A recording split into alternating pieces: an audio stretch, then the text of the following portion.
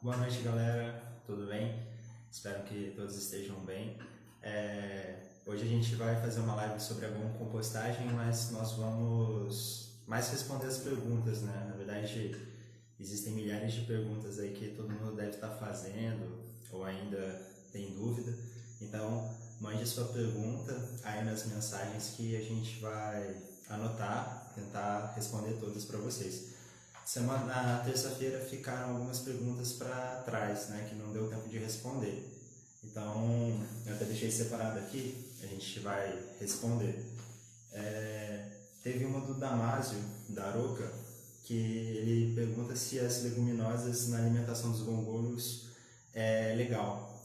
Então, Damásio, as leguminosas, elas tendem a ter maior palatabilidade pelos gongolhos, até porque elas são mais ricas em nitrogênio, embora nem todas as espécies leguminosas fixem nitrogênio, falando de algumas espécies arbóreas, não as leguminosas que a gente conhece tradicionalmente, como soja, né, o feijão, mas algumas espécies arbóreas de leguminosas elas não vão fixar nitrogênio, né, outras sim. Mas, de forma geral, as leguminosas elas vão ter uma relação carbono-nitrogênio mais baixa. Né? Por quê? Porque ela vai ter uma quantidade de nitrogênio grande para ser dividida ali pelo carbono, o que faz com que essa relação carbono-nitrogênio seja baixa e, consequentemente, né, por ter mais nutrientes, isso se torna mais palatável, né, para o gongolo se alimentar. Até porque tudo que tem uma relação CN menor, ela tem a tendência de ter, né, maior facilidade de fragmentação. Mas as pesquisas indicam, né, eu acabei constatando isso também numa publicação, que os gongolos eles têm predileção, né, por alimentos que têm uma relação carbono-nitrogênio menor, né, e também com maior teor de nutrientes como fósforo, cálcio e magnésio, né, além do próprio nitrogênio. Tem uma outra pergunta aqui que está difícil de ler o nome de quem perguntou, mas se gera adubo orgânico líquido com a compostagem, como na compostagem, como na vermicompostagem? Não, nós não temos uma geração de humus, né, de churume do gongo composto. Por quê? Porque o gongo composto ele é gerado através da decomposição de folhas secas, né? Então a tendência é que não haja então a geração de churume. Por quê? Porque a umidade, embora seja mantida entre 50% e 60%, tradicionalmente no gongolário que a gente tem como modelo a fazendinha agroecológica aqui em Seropédica, né? Ela tem um fundo de pedra britada que permite, então, se você adicionar muita água, a drenagem dessa água em excesso. E até porque na vermicompostagem você tem uma umidade que varia entre 70% e 85%. Então, o excesso dessa umidade ele é drenado para um vertedouro, né? E aí você pode coletar aquele humus líquido, aquele churume. Mas o gongo composto não, porque a umidade tem que estar em torno de 50% a 60%, que é uma umidade como se fosse você está adentrando numa floresta, né, após uma chuva. Você vai ver que aquela serrapilheira ela vai estar úmida, mas não encharcada. Eu até separei aqui uma folha para mostrar para vocês que o teor de umidade tem que estar mais ou menos assim. Você nota que a folha tá seca, né? Essa aqui ainda não está tão senescente assim, mas já caiu do abacateiro, mas ela ainda tem uma certa umidade, mas ela não está totalmente encharcada, né? Eu separei essas folhas aqui porque daqui a pouco a gente vai mostrar uma atividade aqui para vocês, beleza? A conexão tá boa, galera, porque terça-feira a gente teve uns picos de internet, mas a gente já tentou solucionar esse problema aí. Aí vocês falam aí para ver se a conexão tá boa ou não, por favor.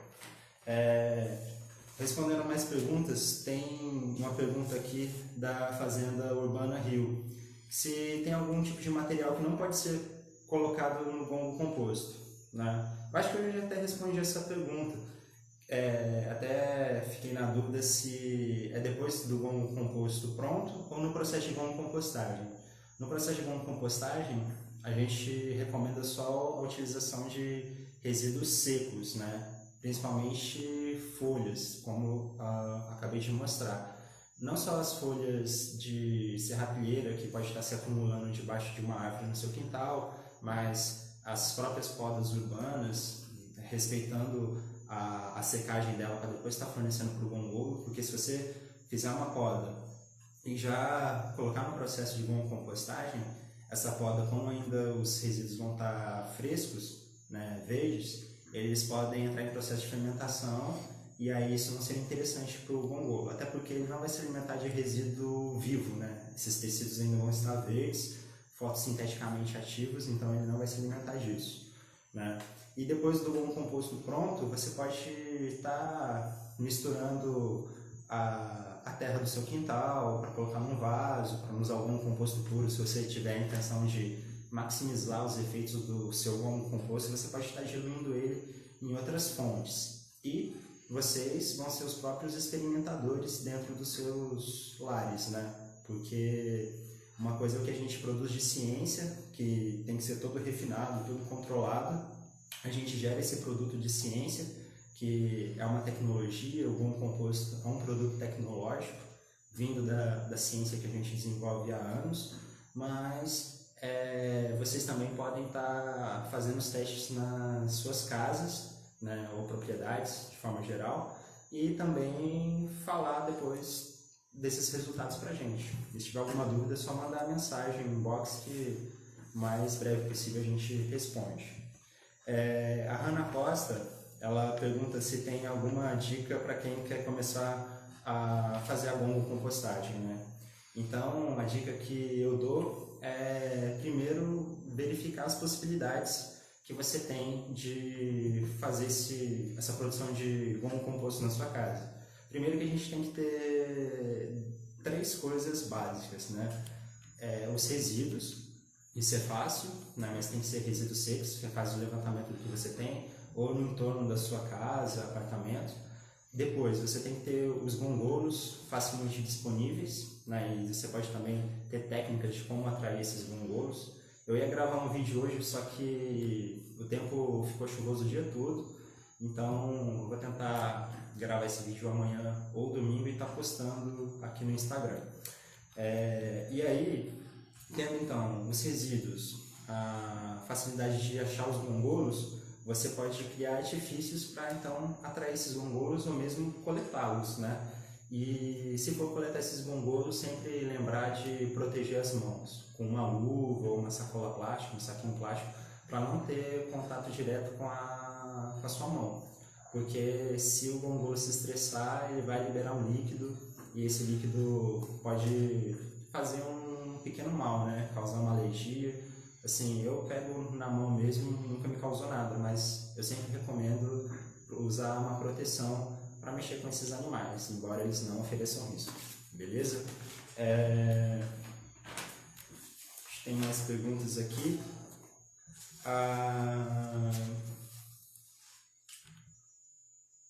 O Guilherme, ponto 97, ele fala como conseguir esses gongolos, porque ele não encontra no quintal. Então, Guilherme, às vezes, se você tiver um terreno baldio, ou estiver próximo de uma mata, ou próximo de locais que tenham acúmulo de material orgânico, a tendência é que você encontre os gongolos ali.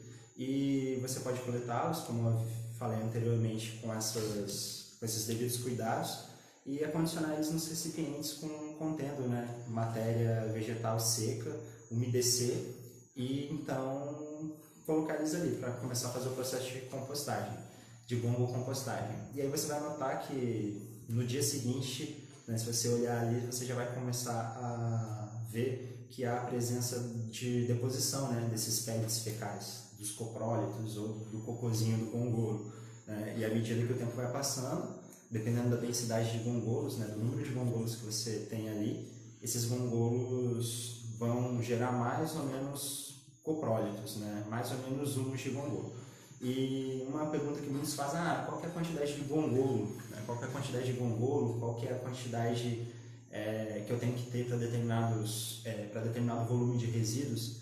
E aí os gongolos, já fizemos experimentos a respeito, temos até publicação, que é a questão de você colocar um não gongolo num amontoado de resíduos para ele se alimentar. Né? Então, assim, colocamos diferentes densidades, né, diferentes quantidades de gongolo, e a gente não quantifica por unidade, a gente quantifica em medida de litros. E aí, para cada meio litro de gongolo, a gente já fez a estimativa que a gente vai ter, em média, 900 indivíduos. Para cada meio litro de gongolo, daquele vermelhinho que está aí no Instagram, né, para vocês verem, que é o Trigonilus coralinos. E então, dependendo da espécie, né, vai ter tamanho diferente, essa densidade vai variar se você for fazer a medição em litros. Mas aí você pode colocar num copo assim graduado lá 100 ml de gongolo, né, de determinada espécie, aí você conta para ver quanto que vai ter em 100 ml, depois você pode extrapolar, né, numa regra de 3 simples, quantos gongolos você tem no final. Mas a diferença no experimento, ela resultava em ter a presença do gongolo no processo de compostagem e não ter. Ou seja, se eu colocar 100 ml de gongolo, 200 ml de gongolo, 500 ml de gongolo, 1 litro de gongolo, essas diferentes medidas, elas não representavam diferenças estatísticas na degradação dos resíduos, né? Mas elas eram diferentes de você não ter nenhum gongolo para compostar o material. Ou seja, né, o gongolo ele faz toda a diferença na fragmentação e geração de coprólitos, né, na estabilização final desses resíduos, que sem o gongolo demoraria muito mais tempo para chegar a esse processo de umificação, né, no processo de obtenção de um composto orgânico estabilizado. A Tainá, ela tinha feito uma pergunta qual que é a influência do gomo composto sobre o aspecto físico do solo. O solo, né, primeiro que para ser solo, aquele punhadinho de terra que você pega, assim, para ser solo tem que existir vida. Se não existir vida, né, na terra que você pisa, no solo, a gente não chama de solo, a gente chama então de terra, um amontoado de partículas minerais. Então, para ser solo, precisa existir vida. E aí, o que acontece? A densidade dos solos, normalmente o solo, por ter partículas minerais diferentes, ele é muito pesado, comparado a um material orgânico. E a adição, né, com o tempo de matéria orgânica, seja um humus de minhoca, um composto orgânico que você mistura no solo, ou até mesmo um composto, né, a tendência é com que essa densidade de partículas do solo ela vá sendo diminuída, ou seja, vai ficando cada vez mais leve por conta da adição de matéria orgânica. Fora que a matéria orgânica no solo, ela vai promovendo a formação de agregados, em que você pode ter atividade biológica mais intensa ali, e a formação desses agregados torna esse solo mais permeável à água, né? A infiltração de água no solo ela vai ser facilitada, você acaba por aumentar também a fertilidade desse solo, a atividade biológica, e a contribuição benéfica da adição de matéria orgânica é super positiva, super importante. Cabe destacar, né, que os nossos solos brasileiros, por conta desse intemperismo, né, ou seja, da ação de chuva, sol, somos um país tropical, esses solos são extremamente pobres em nutrientes. Há algumas certas regiões com pontuais riquezas de fertilidade do solo, mas nem sempre são férteis, né? A maioria dos nossos solos são pobres. Tanto é que se você desmatar, né, como a gente vê o processo de desmatamento da Amazônia, que depois de 2 anos do desmatamento você já tem uma queda drástica da produção agrícola nessas áreas, porque a matéria orgânica acaba sendo totalmente degradada e você perde, né, o que tinha de pouco de fertilidade daquele solo.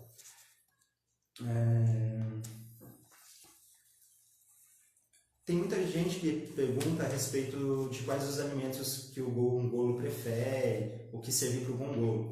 Até vou mostrar daqui a pouco, né, um resultado de pesquisa, já está publicado esse artigo, vou deixar também o link depois, junto com uma imagem para quem quiser acessar e ler mais a respeito, né? Porque existem preferências alimentares pelo gongolo, assim como a gente prefere determinados alimentos por serem mais saborosos ou assim, por saber que são funcionalmente mais nutritivos, o gongolo também tem essa predileção. Só que aí ele vai mais pelo fato de ter facilidade ou não de fragmentar aquele material, né? O Rafael Bodia, ele pergunta se tem como diferenciar as espécies de gongolo e se os gongolos podem substituir as minhocas, né? Então, o gongolo não substitui a minhoca e nem a minhoca substitui o gongolo.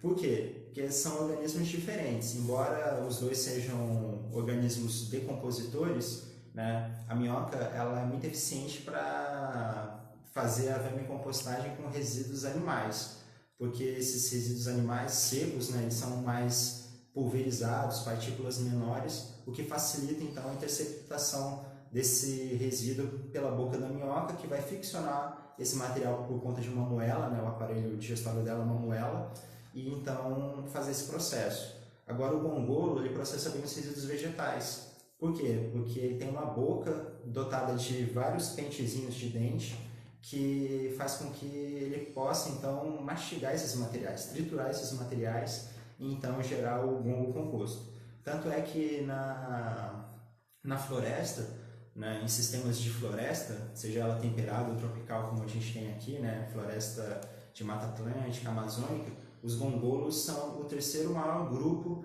de decompositores aí, né?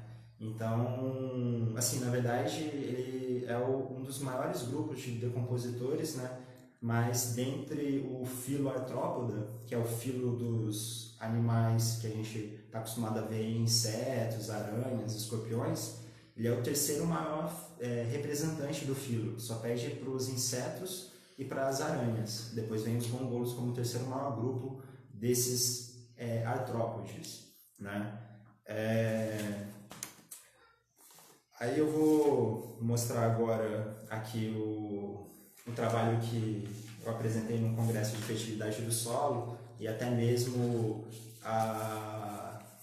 como que o gongolo mostra, né, essas predileções por alimentos. Aí eu vou pedir para a Manu focar aqui, né? Mas o que acontece?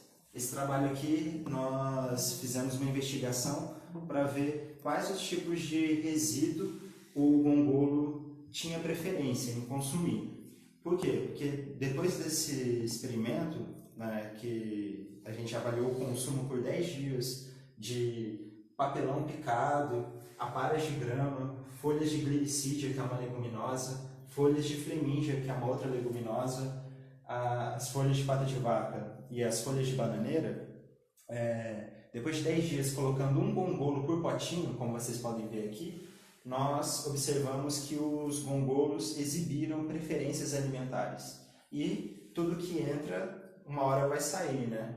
Então o gongolo, nesses 10 dias, ele foi se alimentando e depois de 10 dias nós mensuramos não só a sobrevivência dos gongolos, mas também o quanto de pellet fecal, né? O quanto de cocôzinho esses gongolos geraram. E aí, o que a gente pode perceber aqui? Que o gongolo, ele consumiu de forma diferente esses resíduos. E as maiores taxas de consumo, elas foram para as duas leguminosas, justamente porque essas leguminosas têm uma relação de carbono-nitrogênio muito baixa, né? Por conta da riqueza do nitrogênio, e também é rica em cálcio, magnésio. E o que acontece? Nós vimos que a Flemmingia glicídia teve o maior consumo, né? E a geração de coprólitos foi muito elevada para a Flemmingia. Mas, Fernando, por que para a glicídia foi zero a geração de coprólitos?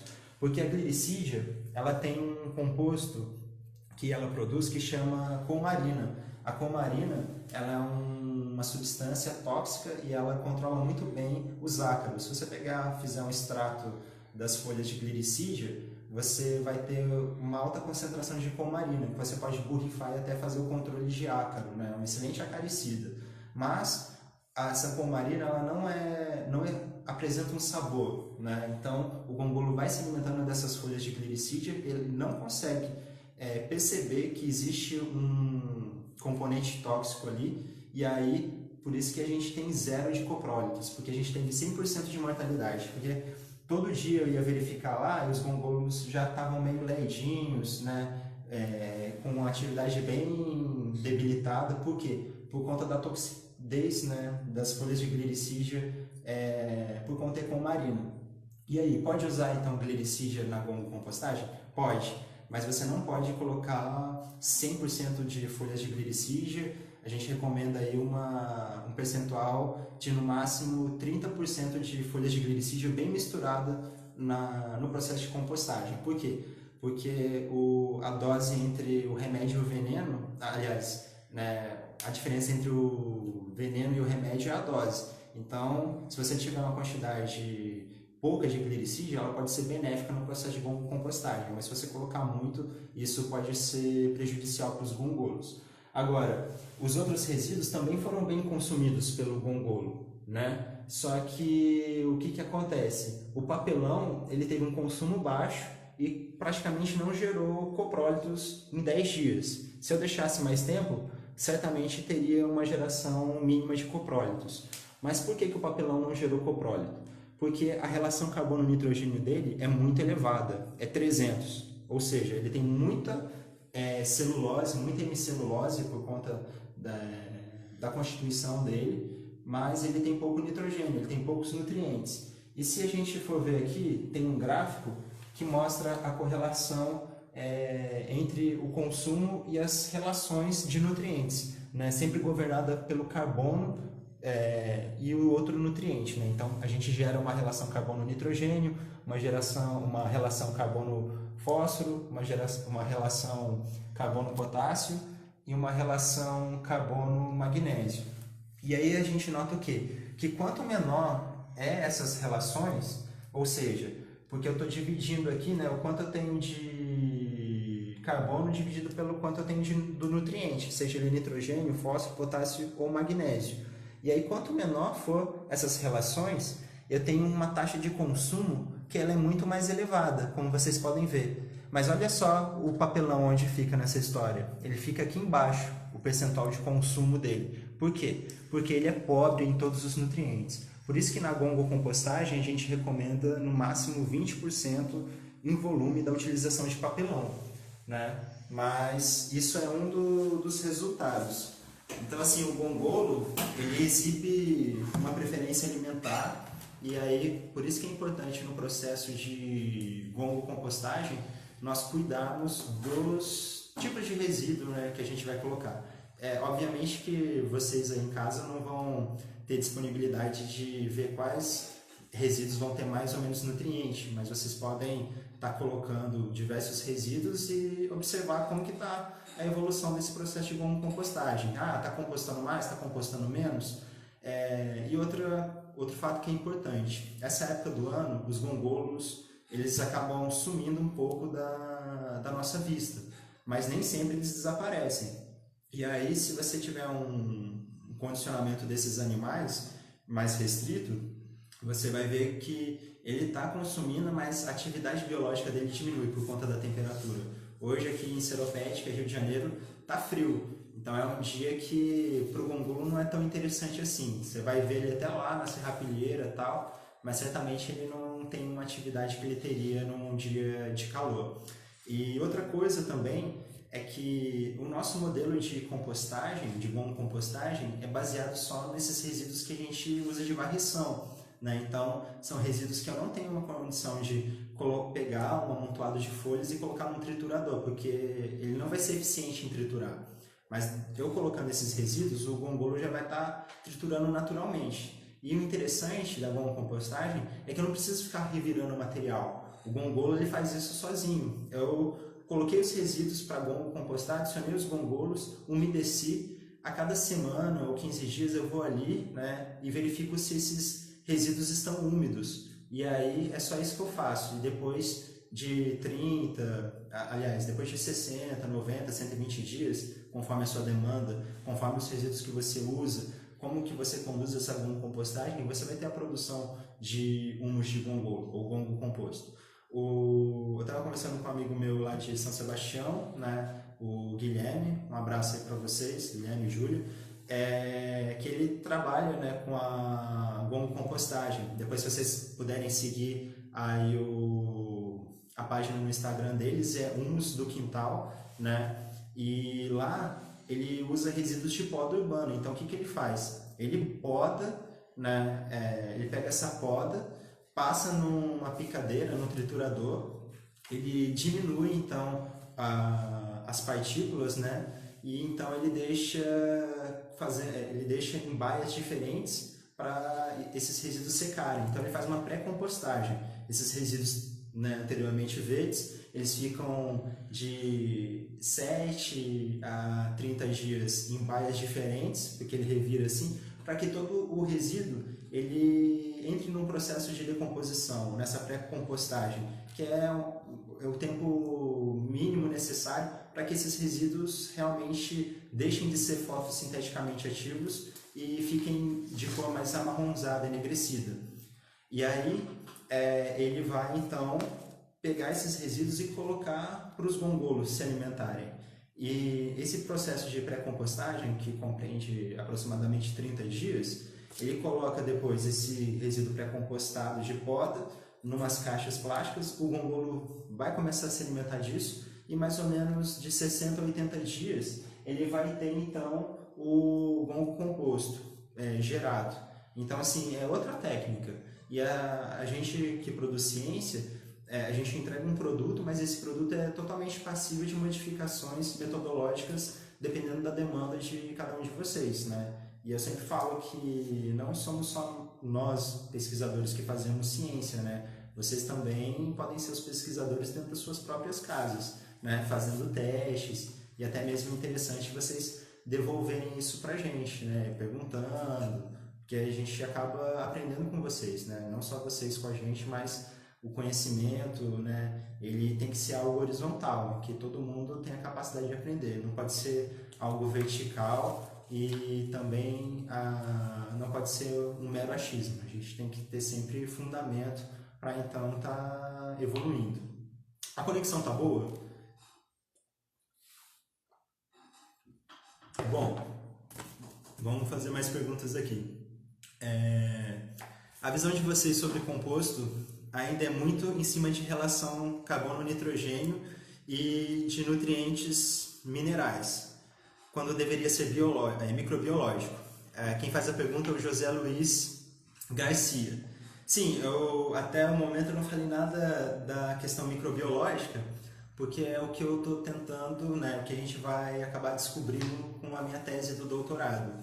Mas não é somente a questão da relação CN e da questão dos nutrientes. Realmente ela tem todo um fundamento microbiológico. E a microbiologia não é só a questão do produto final, o composto, o que ele vai ter de microbioma ali, né? Porque o termo que se usa muito hoje é o microbioma. O microbioma de compostos orgânicos, o microbioma do intestino humano, né? O microbioma da pele humana. Tudo isso, na verdade, é uma assembleia de vários grupos bacterianos, né, distintos, e que alguns vão ter maior prevalência, né, dentro daquele composto ou do intestino humano, como quer que seja, e outros em menor quantidade, né? Mas o que devemos considerar? Que a gente fala em gongocompostagem porque a gente vê o principal agente ali, que é o gongolo, né? Mas existem outros organismos que estão ali envolvidos no processo de gongocompostagem, até mesmo de compostagem, que são os micro-organismos. Só que assim, quando você coloca um resíduo para o gongolo se alimentar, você está colocando resíduo, mas você está colocando também uma piscina de micro-organismos que deve estar presente aqui nessa folha, né? E que a gente não consegue perceber. Não só micro-organismos, a gente tem que deixar claro que não é somente as bactérias, mas fungos também. Mas em processos de compostagem, os fungos eles vão estar presentes mais no início da compostagem e no final. Por quê? Porque eles são mais sensíveis à temperatura e aí eles vão acabar saindo do sistema, né, quando tiver pico de temperatura, se for uma compostagem convencional. Na compostagem a gente consegue ver que existe a persistência do início até o final do processo, né, de fungos. E aí são uns fungos brancos, outros fungos mais amarronzados, que são fungos decompositores. E esses fungos eles vão decompor os resíduos que são mais ricos em celulose, em lignina, né? São fungos especialistas nessas decomposições. E as bactérias, assim, a gente tem uma gama de bactérias, né? A gente pode ter filo de proteobactéria, actinobactéria,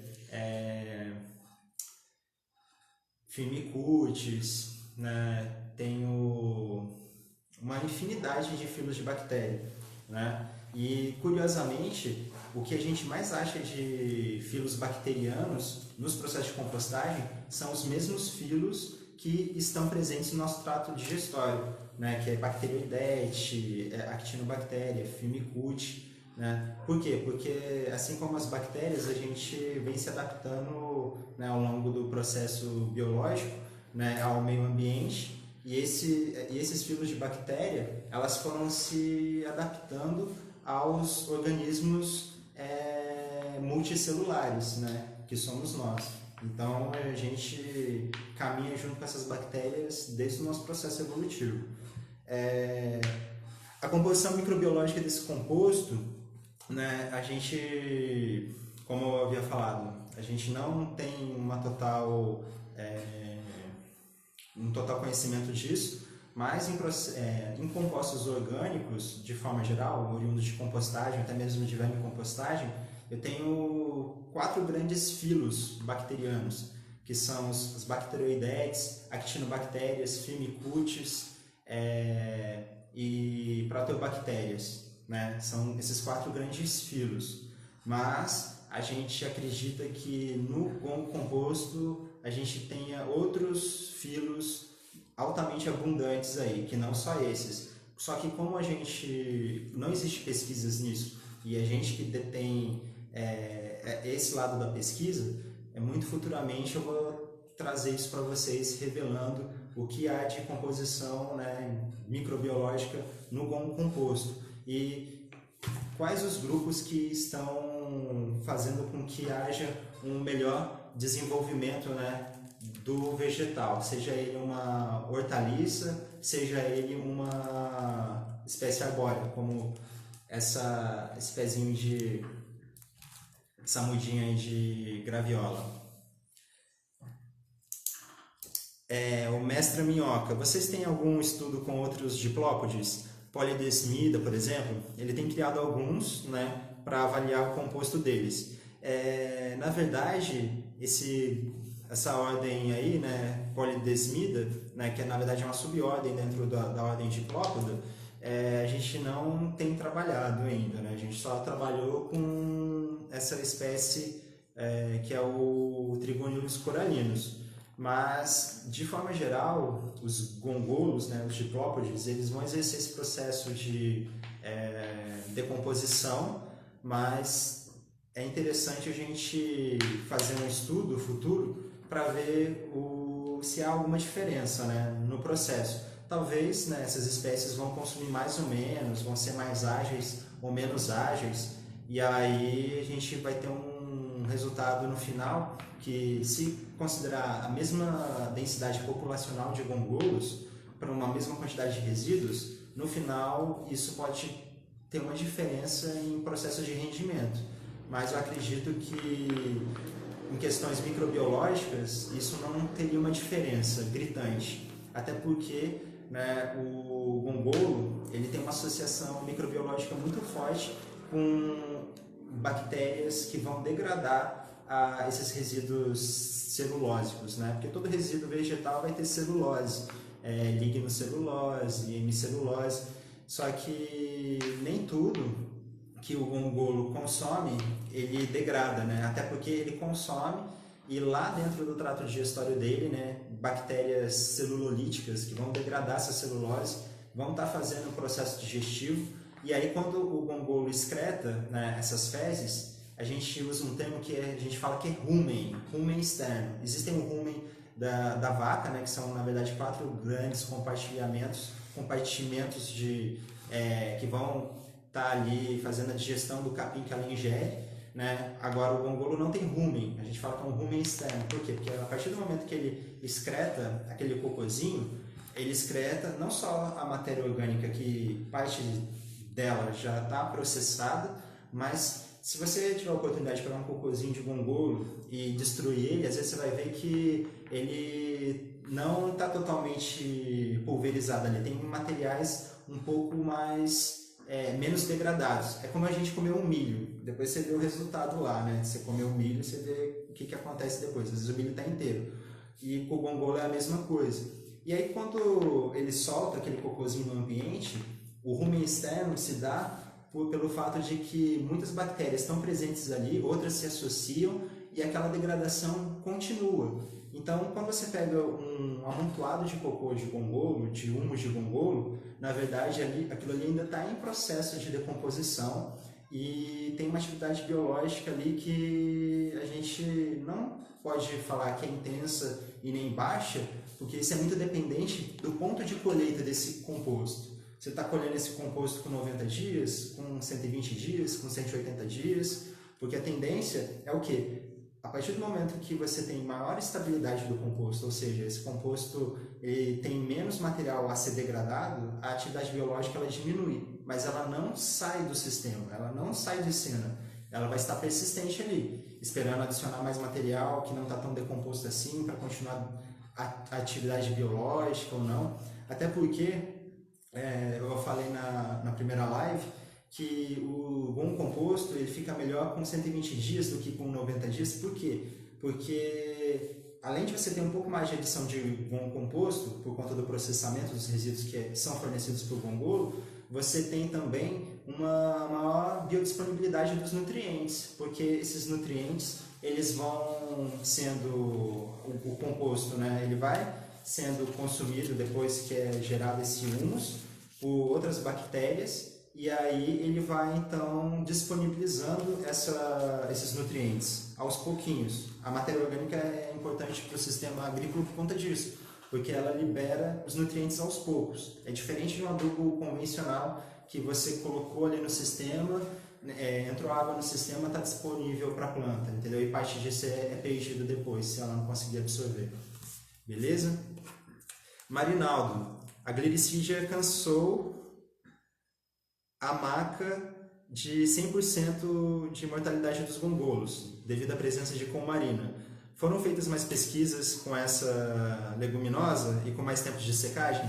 Não, a gente não fez mais pesquisas a respeito, mas tá para ser publicado, eu acredito que esse ano ainda, né, a questão do Covid-19 está atrapalhando tudo, né, até o fluxo de publicação das revistas, mas futuramente a gente vai publicar um outro trabalho em que a minha amiga Natália Bugni, ela fez um grande experimento que eu tive a oportunidade de participar, que nós mensuramos o consumo de diferentes resíduos, folhas de arbóreas, foram 17 pelo gongolo, mas a gente não incluiu a glicídia, mas teve uma espécie leguminosa que o gongolo praticamente não consumiu e morreu muito gongolo, porque ele tinha, eu acho que é orelha de negro, o nome da espécie, né, arbórea, que é da Mata Atlântica, acho que é bem, eu não vou lembrar o nome científico agora, mas essa orelha de negro, o que ela tem? Ela tem saponina, que é um outro composto fenólico, e certamente isso acabou atrapalhando no consumo e elevando ainda a mortalidade desses animais. Mas talvez se tiver um maior tempo de secagem ou se essa glicídia for pré-compostada, talvez essa coumarina possa sair do sistema. Isso aí seria até um TCC, né? Um trabalho de conclusão de curso, ou até mesmo uma dissertação de mestrado, né? Estudar mais sobre isso aí. Mas Basicamente é isso, Marinaldo. O André, da agronomia. Há diferenças entre o GOM composto produzido por diferentes espécies, né, de gongolos, ou depende do material usado na alimentação deles? Bom, em composteiras abertas a gente vê a predominância não só do Trigonulus coralinos, que é um gongolo exótico, né, esse vermelhinho que vocês estão vendo a imagem aqui atrás, ou até mesmo viram aí no Instagram, mas tem a presença, né, predominante também de Rhinocricus pageberg, que é um gongolo nativo, que é conhecido como gongolo gigante. Se você digitar no Google gongolo gigante, você vai ver um gongolo que parece ter a cor meio que de um feijão carioca, e ele é muito grande mesmo. Ele está até listado entre os animais em extinção, mas eu acho que está mais associado à questão da ameaça, né, do bioma Mata Atlântica do que propriamente do gongolo, porque esse gongolo é muito abundante, né? E aí, talvez não tenha diferença entre os gomos compostos, mas a diferença vai existir entre as taxas de alimentação. O Trigonilus coralinos ele é muito mais ágil em se alimentar do que o Rhinocricus pageberg. Obviamente que o Rhinocricus pageberg, que é esse gongolo gigante, ele vai consumir mais resíduo, mas ele demora muito mais para consumir, porque ele é grande, ele é mais devagar, mais lento. O Trigonilus coralinos, que é o vermelhinho, ele é menor, né, mede de 5 a 6 centímetros, mas ele é muito mais ágil, então ele acaba comendo mais. E dependendo dos resíduos, ele chega a comer em 10 dias, mais ou menos quase 3 a 4 vezes o peso dele. Né? Então ele pesa aí em torno de meio grama, 0,8 grama, então ele acaba consumindo aí pelo menos 3 a 4, até mesmo 5 gramas de resíduo. E por que ele consome muito? Porque ele está consumindo serrapilheira, um material que é pobre em nutrientes, então ele precisa consumir muito para extrair o mínimo para as atividades metabólicas que ele tem, né?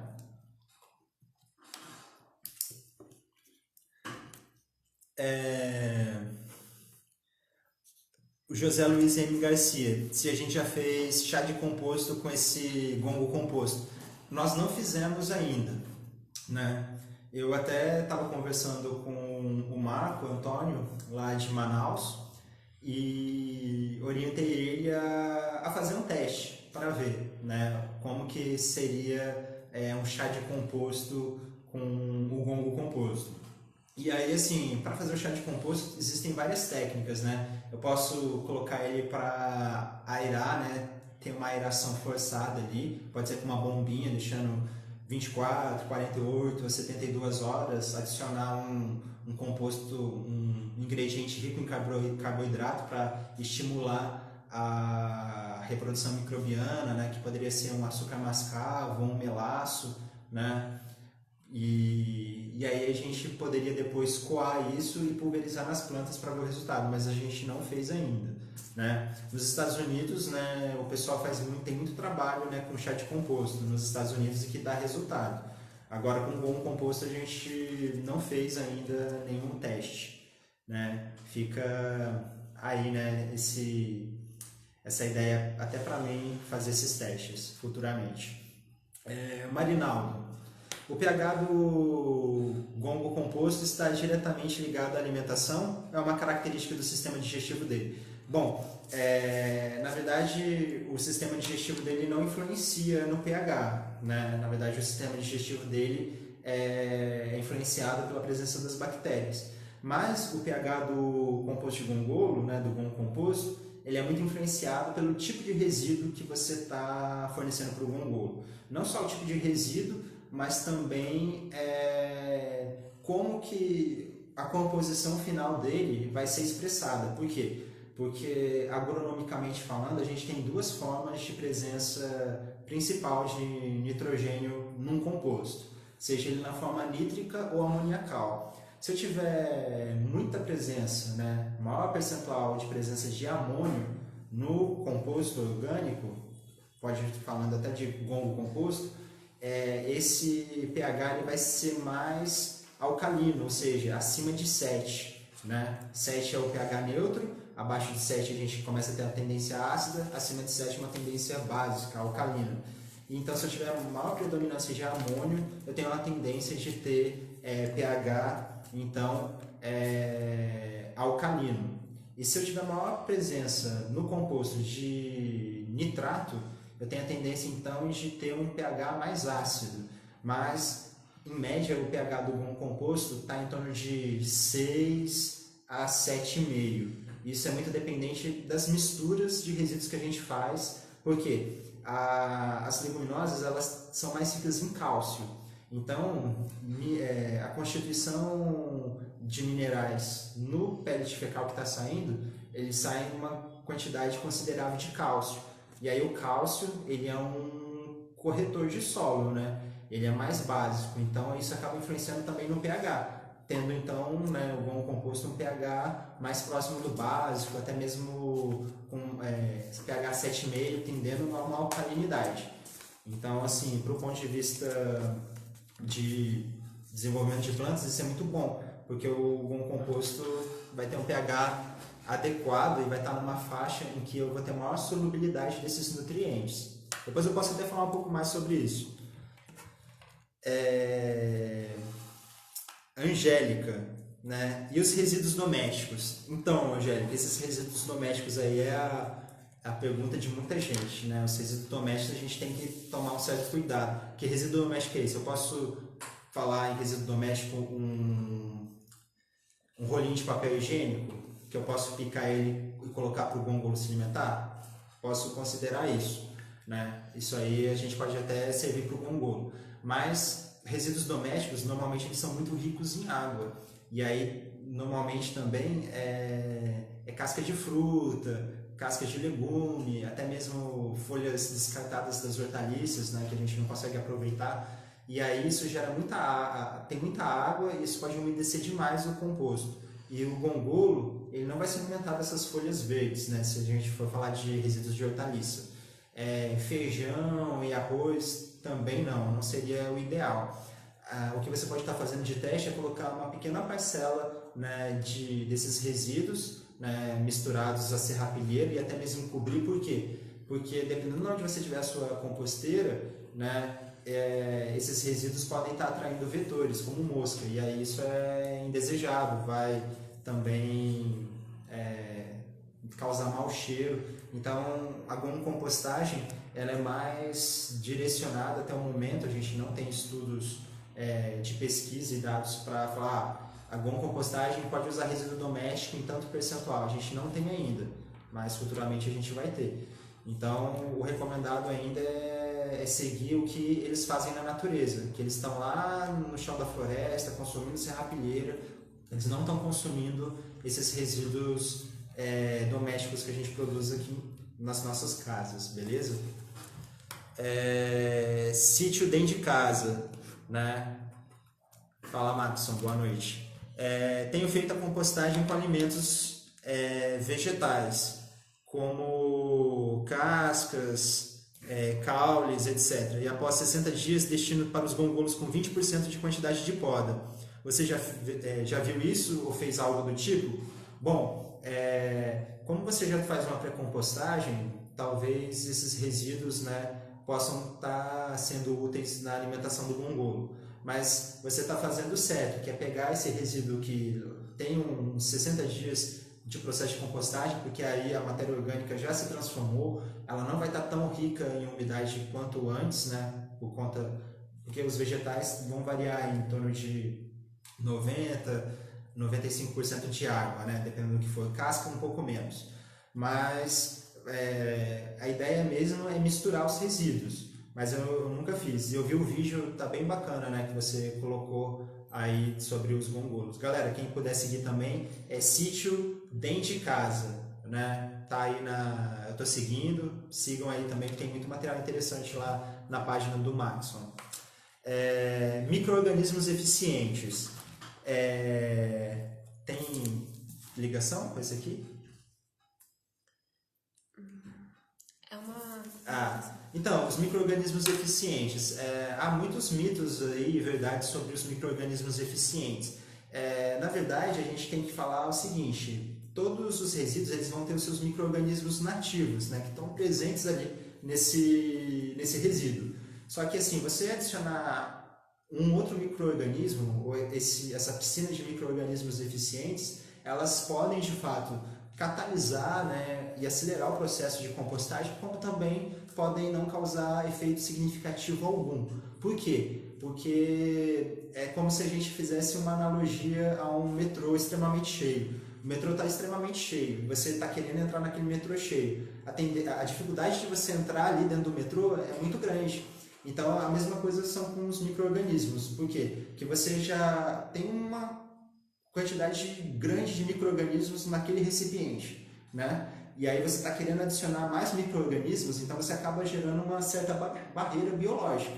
E os micro-organismos, né, essa mesma analogia é feita até mesmo para a utilização de compostos. E eu acredito muito nisso em relação ao gomo composto, que o gomo composto ele tem uma piscina de micro-organismos, ele é rico em micro-organismos, e esses micro-organismos acabam também por proteger o sistema radicular ou a planta como um todo da entrada de um micro-organismo que vai causar alguma desordem, alguma patogenicidade ali naquela planta.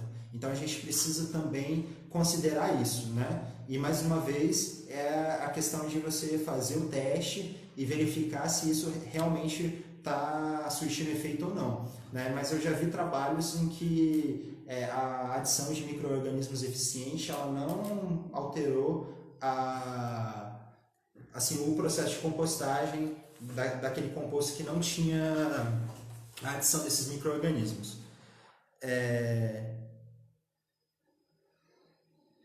Tenho feito vermicompostagem e compostagem. Acredito que eles se complementam. Você acha que pode ter algum problema?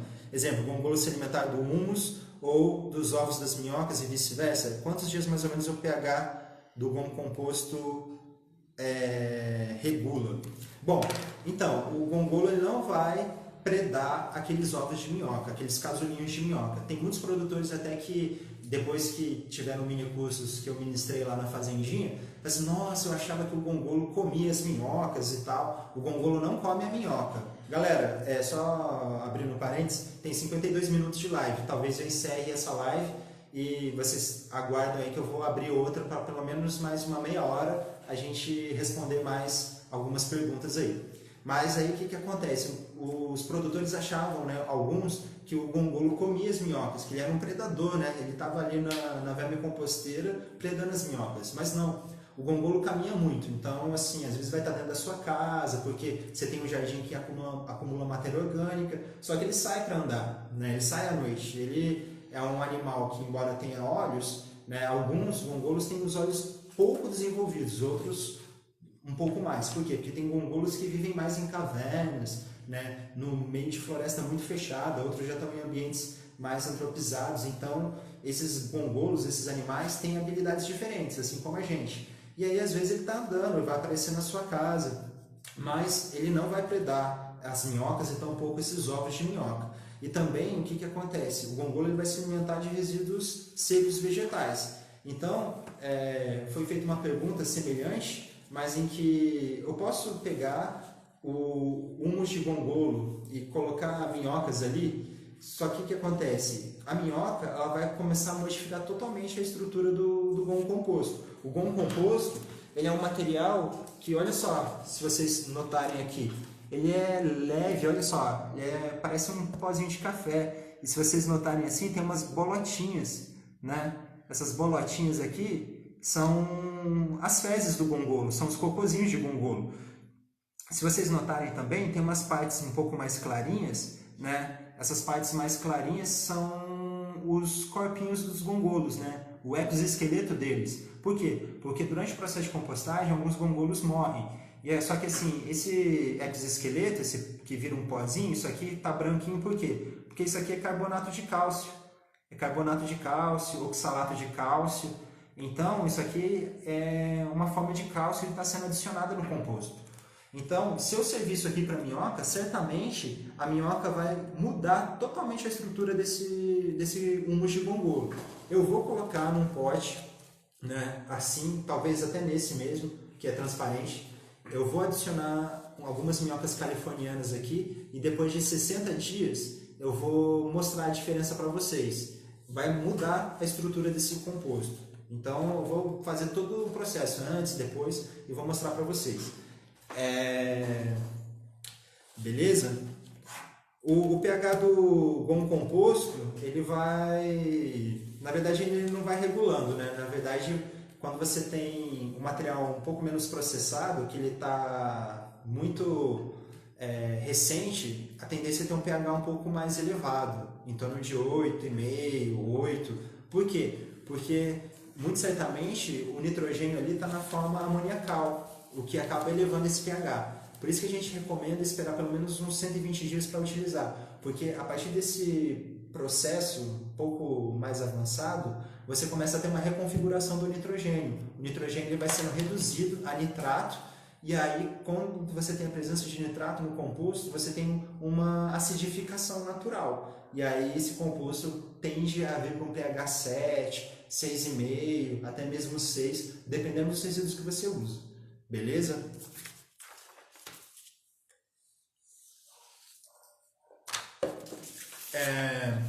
Angélica, eu realizei a pré-compostagem, mas de folhas de manga, e não houve mortalidade, mas também não houve consumo.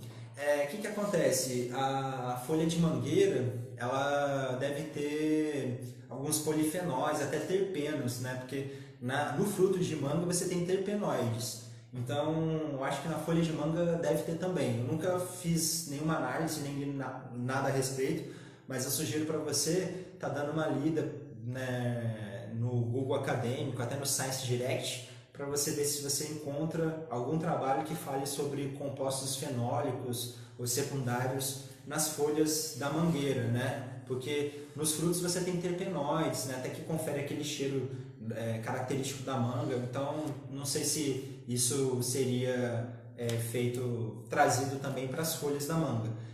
O que a gente tem que tomar cuidado com alguns resíduos, pessoal, é que algumas folhas, se vocês repararem na lateral delas, essas folhas, às vezes ela é um pouco serrilhada. Não é o caso dessa folha aqui. Essa folha aqui, ela não tem nenhum impedimento aqui, ó. Ela rompe facilmente. Mas tem algumas folhas de figueira, algumas espécies de ficus e outras espécies arbóreas, que ela tem como se fosse uma serrilha em volta da folha, né, em volta do limbo. Por quê? Porque isso é meio que uma proteção natural para evitar até predação por alguns insetos. Porque tem insetos que eles não vão comer a folha, o limbo foliar, no centro, como alguns coleópteros fazem, né? Vaquinha, por exemplo, faz um negócio arredondado no meio assim. Mas tem muitos insetos que eles começam a comer da borda para dentro. E aí, se você tiver uma folha mais serrilhada, isso é um impedimento físico, que até é um aspecto evolutivo de algumas plantas para evitar essa predação. Então, dependendo do material que você tenha, é interessante você dar uma rompida nessa folha, porque algumas folhas a gente rompeu de alguns outros materiais, até mesmo acho que foram ficus, né, que ele tinha como se fosse uma resistência lateral. E depois que a gente picou, o gongolo comia perfeitamente. Mas se você não rompe, não quebra pelo menos a metade dessa folha, o gongolo não vai consumir. Beleza? Tem mais 1 minuto, eu vou responder mais uma pergunta, a gente encerra a live e volta para ficar pelo menos mais uma meia hora aí para responder mais umas perguntas. Beleza? Então não saia daí. Sítio dentro de casa. Ah, olha só, Angélica, aí depois você falou que depois da pré-compostagem houve um consumo muito grande. Então, certamente, essa pré-compostagem facilitou, né, então, a fragmentação pelo gongolo. Então, isso já é um resultado, né, que você pode colocar aí no seu trabalho, beleza? Já fiz o chá de gongo composto. Excelente, ó, se tem de casa já fez o chá de gongo composto. Maxon, depois me manda inbox aí a sua receita, porque aí a gente pode até fazer um experimento e depois está divulgando para o pessoal, beleza? Galera, vai acabar o tempo, a gente vai encerrar e já volta em instantes. Fica aí que a gente já volta. Valeu. Então vamos retomar as perguntas aqui. Angélica, eu fiz a amostragem no meu gongo composto e o pH estava 7,1. Aí para vocês verem que é uma tendência, né, do pH ser neutro, né, ou um pouquinho acima da neutralidade, 7,5, ou até mesmo um pouco abaixo dessa neutralidade, 6,5. Então é uma informação que bate, né? Leandro Prado Júnior. A compostagem gera algum churume? Leandro, a compostagem ela não vai gerar churume pelo fato de que você não umedece tanto esses resíduos vegetais como o resíduo animal, né? Que é utilizado na vermicompostagem tradicionalmente. Então, assim, são dinâmicas diferentes, né? O bom composto não vai gerar churume. O que pode acontecer, dependendo do processo de bom compostagem que você faz, se você umedecer demais e tiver uma forma de drenar isso aí, porque não pode ter um fundo da composteira contínuo, que não tenha vertedouros. Por quê? Porque o excesso de água ali pode fazer com que haja transformação, né, do nitrogênio em formas reduzidas que vão acabar saindo para a atmosfera ou até mesmo sendo lixiviadas. E aí você então não vai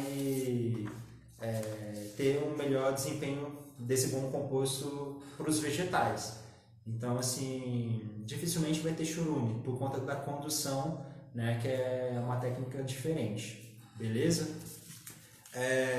Vocês estão gostando da live? Se puderem divulgar, né, para ter o alcance maior de pessoas também, eu agradeço.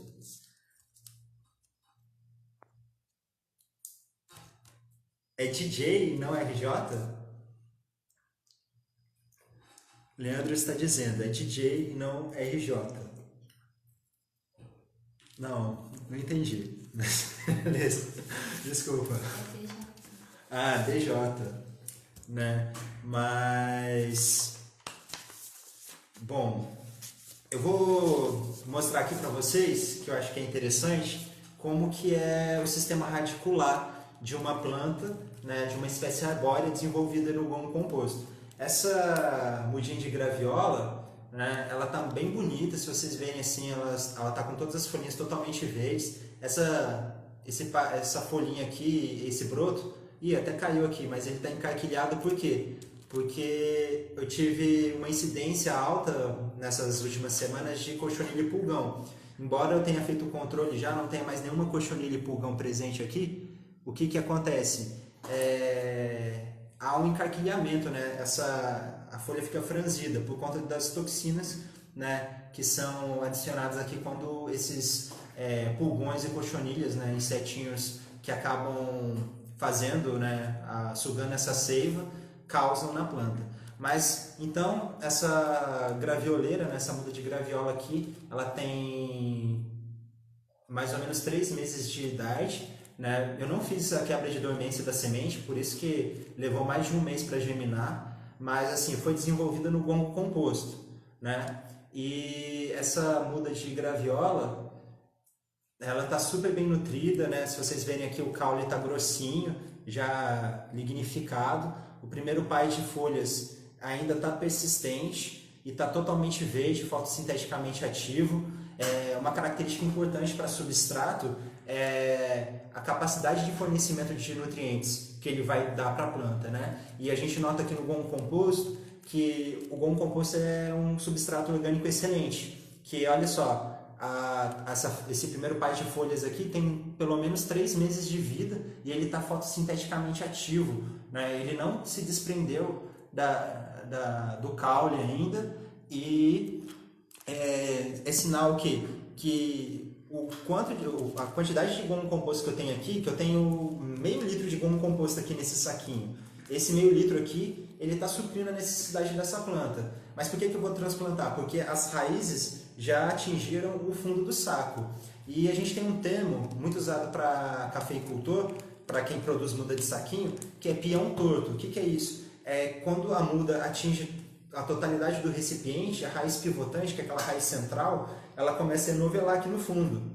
E você ter uma raiz pivotante enovelada no fundo não é interessante. Por quê? Porque na hora que você for plantar, essa raiz ela vai ficar atrofiada. E o atrofiamento dessa raiz impede com que ela consiga se fixar em profundidade no solo e absorver mais água. Porque a raiz grossa ela vai absorver mais água, né? E as raízes finas, elas absorvem tanto água quanto os nutrientes. Então, é uma diferença importante. Eu vou rasgar aqui para vocês verem o saquinho. E também, o interessante é que o gongo composto ele é bem coeso e ele faz com que a planta tenha o seu sistema radicular totalmente aderido a esse composto. Olha só que beleza. Eu vou tirar aqui e vocês vão ver o que? A perfeição desse substrato aderido às raízes. E uma coisa que é interessante, olha só o sistema radicular. Ó, e eu assim, esse torrão, ele está perfeito. A gente fala que é torrão, é um termo técnico, que é o quê? Nada mais é do que o substrato envolto nesse sistema radicular. E olha só esse torrão. Olha só que coisa bonita. Então, o que a gente vai fazer? Essa planta aqui, eu não tenho a pretensão de plantar no solo. Eu quero fazer um bonsai dela, né? Um bonsaizinho um pouco diferente. Então, eu vou transplantar ela para um vaso um pouco maior, que vai ser constituído, né? Preenchido por gongo composto. E daqui uns meses eu vou mostrar para vocês como que vai estar essa planta desenvolvendo continuamente no gongo composto, né? Então, a gente, ao longo das lives, a gente vai ter a história dessa muda de graviola. Então, o que a gente vai precisar? Cada um pode usar de uma forma, né, para produzir. Tem gente que fala para botar tipo um tecido no fundo do vaso. Então, vamos ser bem agroecológico. Não vamos colocar tecido. Vamos colocar tecido. Tecido vegetal. Não vamos colocar tecido sintético. E aí, o que acontece? Se vocês notarem aqui, eu peguei um pouquinho de serrapilheira do meu quintal, que tem folha de abacate, folha de jabuticabeira. Então, botei um pouco de serrapilheira aqui no fundo. Por quê? Porque esse vaso ele tem vários furinhos. E aí esses furos não podem... esses furos vão fazer com que o gongo composto vaze aqui, possa sujar, né, a sua área, o seu quintal. Então, a gente coloca um pouquinho de folha aqui para travar, né, a saída do gongo composto ou da sua terra vegetal. Eu vou colocar mais 2 folhas aqui, só para garantir, e depois isso aqui com o tempo vai acabar virando adubo, né? A planta vai estar envolta no gongo composto, e isso aqui não vai então mais sair do vaso, né? Então olha só, agora eu vou adicionar o composto aqui, né? O gongo composto. E assim, vocês não tem como tocar no gongo composto, mas quem já tocou no gongo composto pode dar o testemunho aí, que ó, é um composto extremamente leve, né? Numa próxima live eu vou falar mais das constituições de nutriente do composto, resultados. Eu até mesmo vou mostrar alguma coisa agora. Mas aí o que eu vou fazer? Eu vou virar aqui esse gongo composto, entendeu? Estou colocando aqui.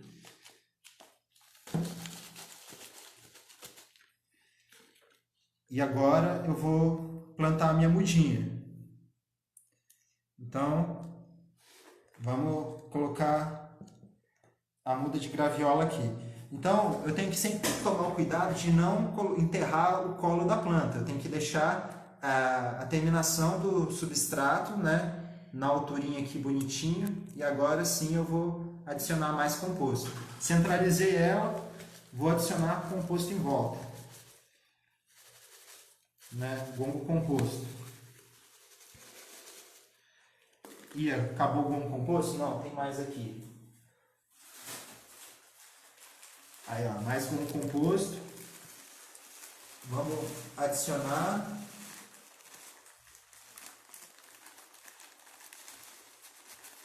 E assim, galera, se cada um de vocês produzir uma muda e depois plantar numa praça, é como se a gente pegasse uma foto, né, e desse o zoom máximo nela. Você vai ver que ela é composta por vários pixels. Então imagina, né, cada muda de espécie arbórea, seja do seu gosto, dê preferência para fruteiras e nativas, porque elas vão ter uma funcionalidade no ambiente, né? Pode ser um pomar urbano, vai ser fonte de alimento para a avifauna, então vai ser bem importante. Eu não vou compactar esse composto, eu só vou dar uma leve apertadinha aqui para travar. E aí, se cada um produzir uma muda e plantar, a gente vai deixar o nosso ambiente, né, vai olhar lá pelo Google Earth, né, que o nosso ambiente vai estar cada vez mais verdinho, né? Então vamos plantar uma árvore, né? A gente teve nesse trimestre aí uma das maiores taxas, né, taxa de desmatamento histórica da Amazônia. Então, né, infelizmente, a gente tem que pegar e levantar nossas bandeiras, defender, mas a gente tem como fazer a nossa parte, plantar nossa árvore. Então, a árvore está plantada aqui, ó, no vaso. E aí, o que eu faço depois? Eu pego água, né, e vou jogar um pouquinho de água para fazer com que o composto seja aderido a esse torrão, né? E aí, eu jogo um pouquinho de água aqui.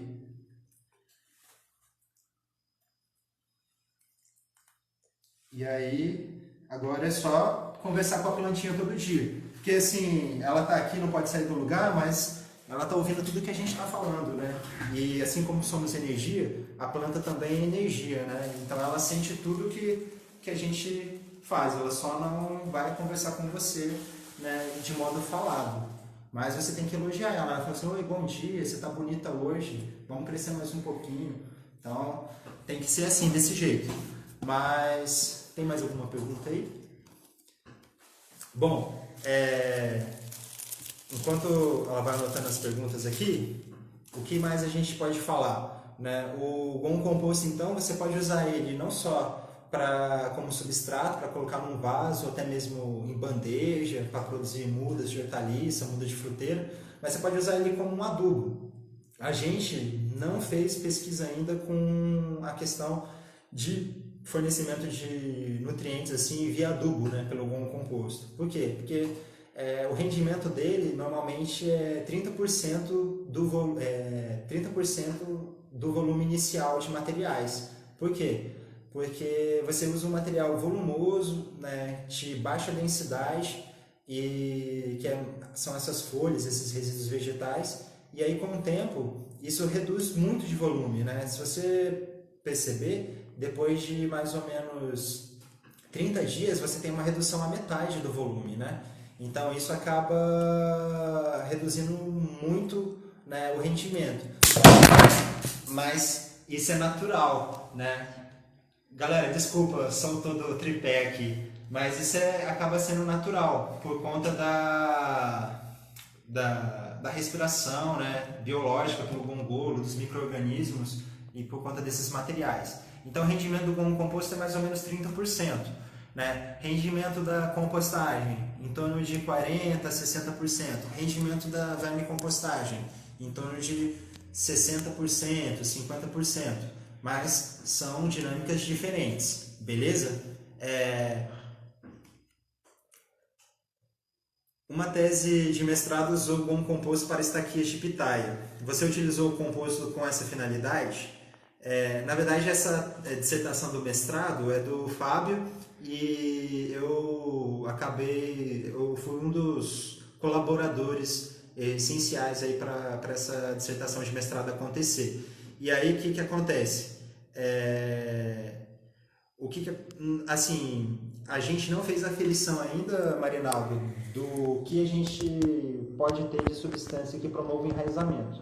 Mas, do ponto de vista físico, o enraizamento ele é muito facilitado porque esse composto é extremamente leve.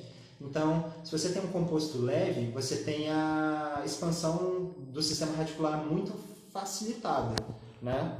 E a gente acredita que não só a questão microbiológica, mas a gente pode ter uma questão de presença de substâncias úmicas, né? E a substância úmica, ela surge a partir da estabilização do composto, né? Então, assim, quando eu falo de substância úmica, eu posso estar falando não só de ácidos úmicos, mas ácidos fúlvicos e uminas, né? E aí a substância úmica, ela tem um efeito enraizador, um efeito análogo à auxina, né? Que é um hormônio vegetal que promove o crescimento, né, das raízes. O Leandro Prado DJ, ele pergunta aqui se dá para levar um cultivo de tomates e pimentão só com gomo composto. Leandro, se for no vaso, você consegue levar o cultivo sim. E o importante, principalmente para solanáceas, né, do tipo fruto, o que é importante, principalmente para tomate, né, quanto para pimentão também, o tomate, se ele tiver uma deficiência de cálcio, ele começa a dar a impressão que o fruto, até mesmo as folhas, elas estão sendo infestadas por fungo, quando que na verdade ela não está sendo infestada por fungo, é a deficiência de cálcio. E o gomo composto naturalmente ele tem mais cálcio. Então, assim, acredito que daria perfeitamente para levar o cultivo em vaso do tomate e do pimentão com gomo composto. Talvez depois do primeiro ciclo de frutificação, né, que acaba sendo contínuo no tomate, você tenha que colocar em cobertura uma colher de sopa cada semana de farelo de mamona, né, ou algum outro material, um bocache, para suprir a demanda de nitrogênio, porque a planta naturalmente vai consumir, né, os nutrientes que estão ali, principalmente o nitrogênio que está mais facilmente disponível, né, ele vai mineralizando muito mais rápido que outros nutrientes, e aí você vai ter que então pegar e fazer essas correções, porque assim como o substrato, o nosso solo também, a gente tem que ver onde essas plantas estão sendo cultivadas, né, esses recipientes, ou o próprio solo, como uma poupança. E aí a gente tem que repor esses nutrientes de alguma maneira. E aí, né, eu sempre vou recomendar a melhor maneira, que é de forma agroecológica, né? Então, o THS Gomes, para iniciar o gomo composto, qual o melhor material inicial? Bom, o melhor material inicial é você ter uma receita básica que é 40% de folhas de leguminosa e os outros 60% de materiais diversos. Eu vou gravar um vídeo em breve, né, como eu tinha falado, né, anteriormente, para mostrar estratégias de como você pode melhorar o aspecto do seu quintal, o aspecto físico, químico e biológico do seu solo, beleza? Mas, assim, a receita básica é você ter 40% de leguminosa, porque aí você vai dar um start inicial e um conforto, né, biológico para os gongolos se alimentarem. Mais perguntas aí? Bom, tem um outro trabalho aqui, vou mostrar rapidinho para vocês, que é esse trabalho aqui, que a gente produziu as mudas de gongo composto, né? Mudas de alface produzidas no gongo composto, e depois essas mudas foram levadas para campo, e o resultado é fantástico, né? O gongolo que a gente utiliza é esse aqui, né? O Tribunulus coralinos, ele é bem vermelhinho, né? Uma curiosidade, eu acho que eu falei na primeira live, mas os gongolos eles podem ter do mínimo par de pernas, que é 50, ele pode chegar até 350 pares de perna. Então imagina quantas pernas esse carinha pode ter. Por isso que é conhecido como centopeia, né? E aí depois a gente tem o composto. O Leandro está falando aqui se eu devo evitar folhas aromáticas. Talvez sim, talvez não. Talvez você tenha que fazer o teste ou colocar essas folhas em quantidades diferenciadas para que então o gongolo não seja afastado ali, porque talvez alguns tipos de material possa haver uma repelência pelo animal, né? Ou não. Então, assim, é importante você ser o seu próprio experimentador e fazer essas verificações. Mas tudo isso é passível de fazer pesquisa. Infelizmente, a gente não tem tanto tempo hábil assim para fazer muitas pesquisas, abrir tanto leque, né? Porque a gente tem que manter determinados focos. E o foco hoje do meu doutorado é descobrir qual é o microbioma presente, né, nesse gomo composto, para promover esse desenvolvimento vegetal. Mas certamente muitas outras pesquisas vão suceder essa e a gente pode ter essa resposta mais para frente. E também você futuramente pode nos dar essa resposta fazendo esses testes aí e nos reportando. Mas aí o que acontece? A gente produziu as mudas de alface no gomo composto e depois nós... Poxa, obrigado, Angélica. Boa noite aí, um abraço, a gente vai se falando, né? Aí o que acontece? Nós produzimos as mudas de alface e então levamos para campo. Levamos para campo não só as mudas de alface, produzidas no gongo composto, todas com 25 dias, mas também de um substrato orgânico comercial, né? Eu não vou falar a marca aí, mas a galera sabe qual é. E aí, tá até aqui, né? Mas o que aconteceu? Demos todas as condições iguais, tanto para as mudas do gongo composto quanto para as mudas geradas no biomix. E a gente teve dose de adubação com 50 kg de nitrogênio por hectare via farelo de mamona, 100 kg de N por hectare e 200 kg de N por hectare. E o que isso refletiu no final, quando a gente colheu essa alface com 40 dias?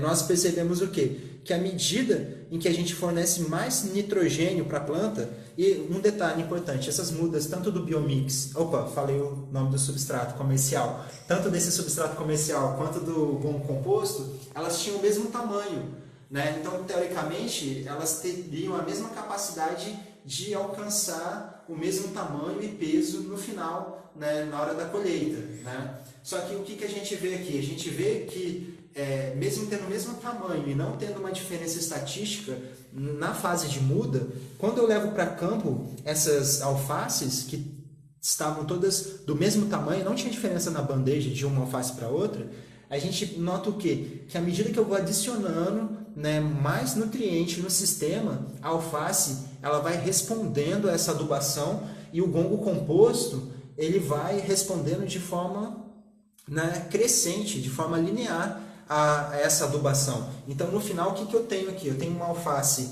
no substrato comercial com a maior dose de adubação, que ela chega a 220 gramas, em média, uma cabeça de alface crespa. Mas no gongo composto, eu tenho, na mesma dose de adubação, uma cabeça de alface pesando 350 gramas. Então, é um resultado, né, que não é só nutricional. Certamente, você tem um estímulo biológico ali que veio do gongo composto, porque você leva a muda, como vocês viram aqui, eu plantei no vasinho, você leva uma muda com um torrão, né? Esse torrão, ele tem uma microbiota ativa ali, que é a microbiota do gongo composto, e essa microbiota, ela é transferida para o campo. Então, o que acreditamos que aconteça? Que essa microbiota presente no sistema radicular, que foi desenvolvido nesse gongo composto, ela continua ativa no campo e mesmo numa pequena quantidade ali, que é naquele torrãozinho da alface, mesmo numa pequena quantidade, ela é capaz de refletir no desenvolvimento vegetal, porque talvez ela proteja o sistema radicular ou a planta como um todo, produzindo uma antibiose, né, produzindo antibióticos dessas bactérias que estão presentes ali e a planta não adoeça. Ela pode otimizar a aquisição de nutrientes dessa planta no campo. Ela otimizando a aquisição de nutrientes, a gente vê esse resultado, certamente pode ser isso. Então, microbiologicamente falando, biologicamente falando, né, a gente ignora muito essa parte na agricultura. E a gente tem que rever isso, né, porque a terceira revolução agrícola, ela vai ser a revolução biológica, né? Então a gente tem que prestar muita atenção em quais aspectos biológicos a gente tá tendo aí. Isso a gente vai ter em breve. O Marco Antônio está falando que hoje ele iniciou o teste com a cauda de gongo composto. Eu tinha orientado ele a fazer uma comparação entre aplicações e não aplicações dessa cauda de gongo composto. Então, muito futuramente, ele vai estar reportando esses dados e a gente vai descobrir o que é. E se vocês puderem seguir a página, né, do Marco, né, tá aqui no nosso perfil, que é Ciclo Orgânico Manaus. Se vocês digitarem aí no Instagram, ciclo _orgânico _Manaus, é o perfil aí do nosso amigo que está produzindo gongo composto e vai fazer esse experimento. Então, vamos apreciar também o trabalho de mais um amigo aí que faz a gongo compostagem. E aí fica, né, essa pulguinha atrás da orelha, né? Por que o gongo composto ele reflete, né, em maiores pesos da massa fresca da alface? E se a gente olhar para a produção estimada, que nada mais é do que eu pegar, se vocês olharem esse gráfico de produção de massa comercial, né, aqui e a produtividade estimada que está aqui embaixo, né? A produtividade estimada, ela é praticamente o mesmo gráfico da massa, né? E essa produtividade estimada, o que nós temos aqui no final, se você ver, olha a diferença gritante, né? Ela quase não diferencia quando você não tem adubação, mas quando você começa a adubar, você já vê uma diferença que é gritante, né? E quando você tem uma adubação de 200 kg de nitrogênio por hectare no alface, você tem aqui cerca de 50 toneladas por hectare de alface contra pouco mais de 20 toneladas do substrato comercial. Então, olha só como o gongo composto respondeu, né? Essas mudas produzidas no gongo composto responderam à adubação, né? E uma adubação orgânica, mas que teoricamente ambas as plantas, tanto mudas do gongo composto quanto mudas do biomix, teriam que ter o mesmo resultado, concordam? Mas não foi isso que aconteceu. E isso não é o aspecto físico, nem físico-químico, nem químico do solo apenas, mas com certeza um componente fundamental para que a vida, né, seja otimizada, que é o composto biológico. Então, assim, o recado que eu deixo aí para vocês nessa noite é que a gente tem que olhar de uma forma mais bonita, né, para as coisas, olhar para a biologia de tudo que a gente consome, dos nossos alimentos, porque você está consumindo uma fruta, uma alface, você não está comendo aquela fruta somente, mas você está ingerindo um monte de bactérias que também são benéficas para o nosso intestino, né? Então, assim, a gente rever nossa alimentação, evitar determinadas coisas como adoçantes reduzem muito a sua microbiota intestinal e, de certa maneira, podem te deixar mais vulneráveis a doenças ou até mesmo gastroenterites, né? Porque se você reduz a sua microbiota benéfica, porque você tem lá a sua quantidade de bactérias, e se você come um alimento que está contaminado, e quase tudo que a gente come na rua tem um grau de contaminação, mas às vezes isso não te faz mal. Por quê? Porque você tem toda uma microbiota intestinal que te protege. Agora, se você usa alimentos que não são tão funcionais assim, essa microbiota é diminuída e aquilo que você come na rua vai te dar um piriri, né? Uma dor de barriga. Então a gente tem que olhar para esse lado também, o lado que a gente não consegue ver, que é o lado biológico das coisas. Tem um lado extremamente bonito, como esse lado feio e triste que a gente está vendo, né? Que a gente é invisível, é biológico também, que é o vírus, né? Que está cometendo o mundo todo aí, que é o Covid-19. Mas a gente tem também o lado bonito desses organismos invisíveis, que são as bactérias, né? Então, a gente tem que pensar melhor nessas coisas.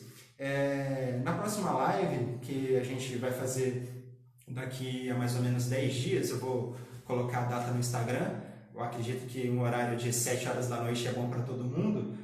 A gente vai falar mais sobre a questão dos aspectos físicos, físico-químicos e químicos do gongo composto e como que isso está ajudando no desenvolvimento vegetal, né? Tem mais perguntas aí? Aí a gente vai encerrar por aqui. Eu gostaria de agradecer a todos, desejar um bom final de semana, né? Que vocês, né, possam compartilhar a página aí, né? E agradeço também a todos que já estão fazendo alguma compostagem, a todos que olham para essa biotecnologia que é bonita, que na verdade a natureza está fazendo há anos e a gente apenas codifica, né, aquilo que a natureza já faz e traz para o nosso mundo, né, urbano ou agrícola, para melhorar o sistema, porque a natureza sempre vai fazer melhor. Então, também não fiquem com medo dos gongolos, né? Eles não vão entrar no ouvido de vocês, não vão entrar pelo nariz, não vão te morder. Gongolo não é lacraia, tem uma espécie de gongolo que parece com lacraia, mas não é, são coisas diferentes. E é isso, pessoal. Vocês possam ter uma feliz noite aí, um feliz final de semana, tá bom? Um abraço aí e muito obrigado aí. Valeu, tchau, tchau.